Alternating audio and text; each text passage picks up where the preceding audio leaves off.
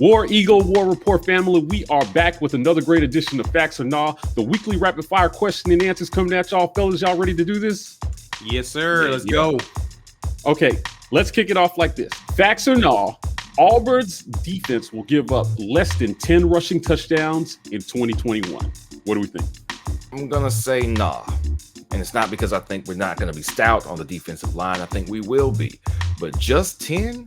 That's very, very, very few rushing touchdowns given up for a team that's going to play 13 games this season. That's less than one rushing touchdown a game. Slim pickings. I still think we're going to be stout, outstanding on defense even. But 10 is too few rushes to give up. So, nah.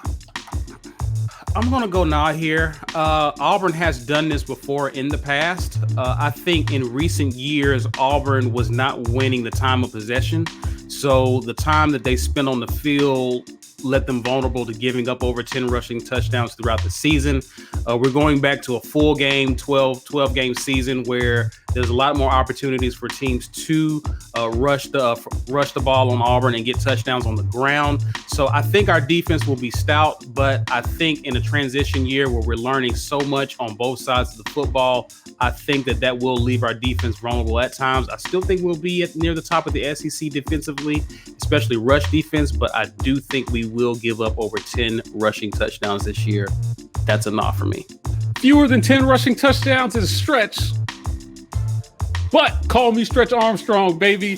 Facts. We are not going to give up any more than 10 rushing touchdowns. Derek Mason's defense will be stout in the red zone. I think that teams are not going to have a whole lot of space to run the ball when they get down there. So what's going to happen is we're going to be able to lock teams down. Our D-line will start to feel themselves about game 5 or 6. I don't think there's going to be a lot of room to operate down there.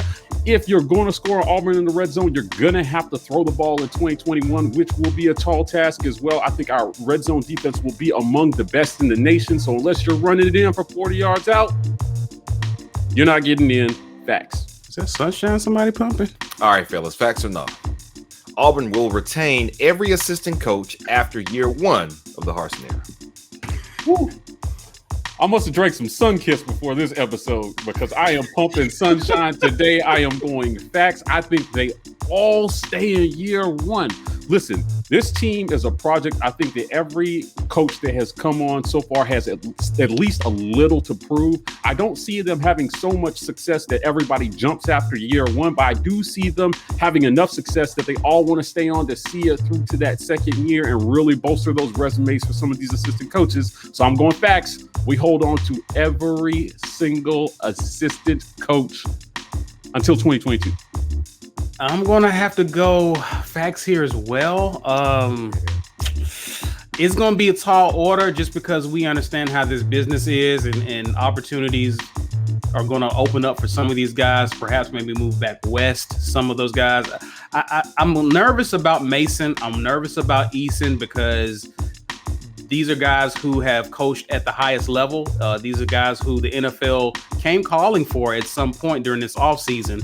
So I think that they hang on for 1 year at least, and I think they stay with their commitments of staying with the program for 2 seasons. That's the hope, and I think they will at least do that through year 1. It's going to get a little sketchy after year 2, so I'm gonna go facts here that we retain every member of this coaching staff after the first season. I'm going to say facts, but I'm nervous that we lose Mason. I don't think he has a lot to prove as a defensive mind to the NFL.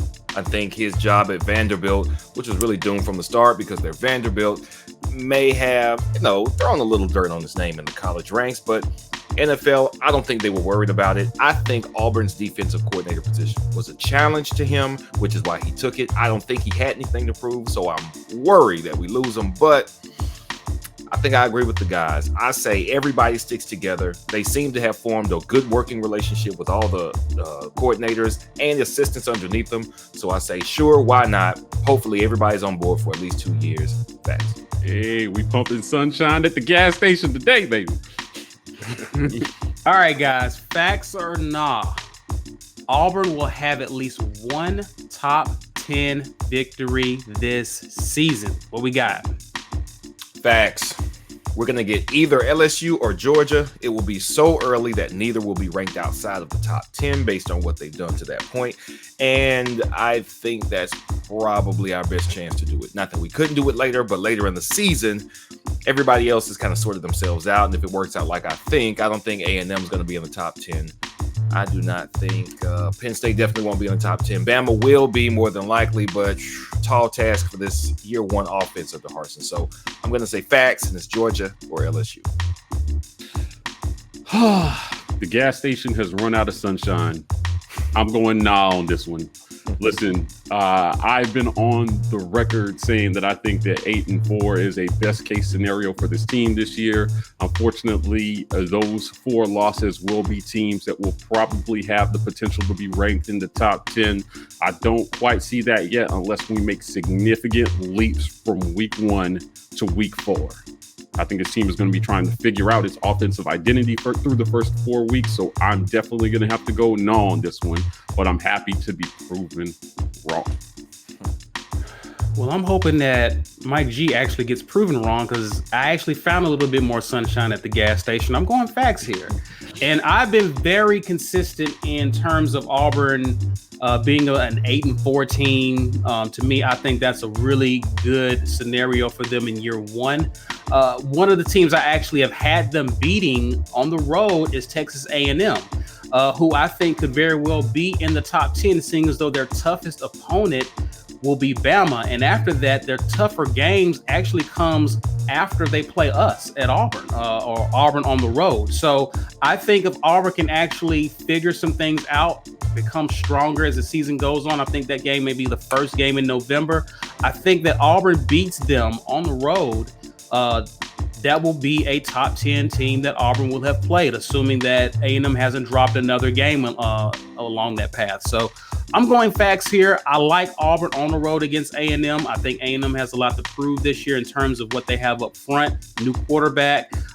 Defense will still be stout, but I think we can get the drop on them on the road. And we've actually played them very well on the road in the past season. So I'm going facts here.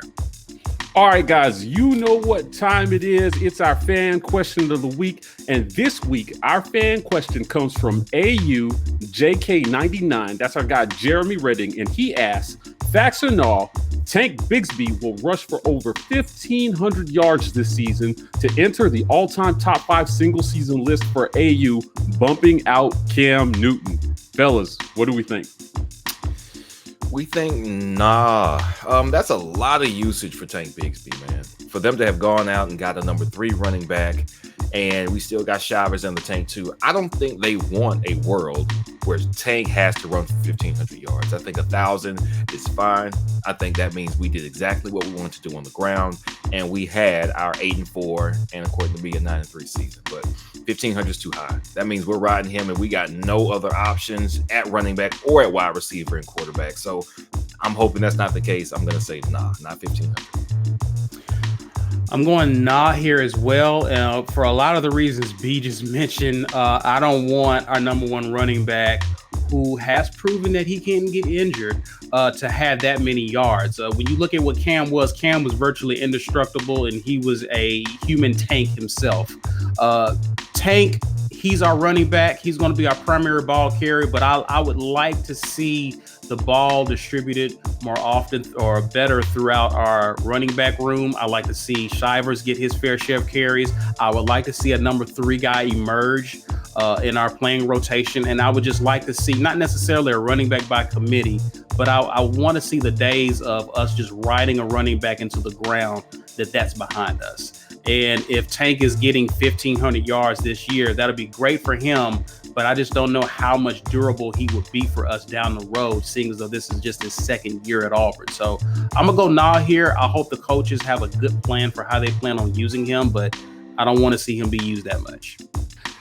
I'm actually going to go nah on this one as well. Listen, unless Tank is averaging 10 yards a carry, That's the only way I'm going to be in favor of seeing him rush for 1,500 yards. I hope to see more balance in the backfield, and I hope that Shaun Shivers is a meaningful contributor this year so that we can have some balance and we can keep Tank healthy at the end of the season so that he can be most effective down the stretch if for some reason this team finds themselves in contention for anything over the last month. So I'd like to see that.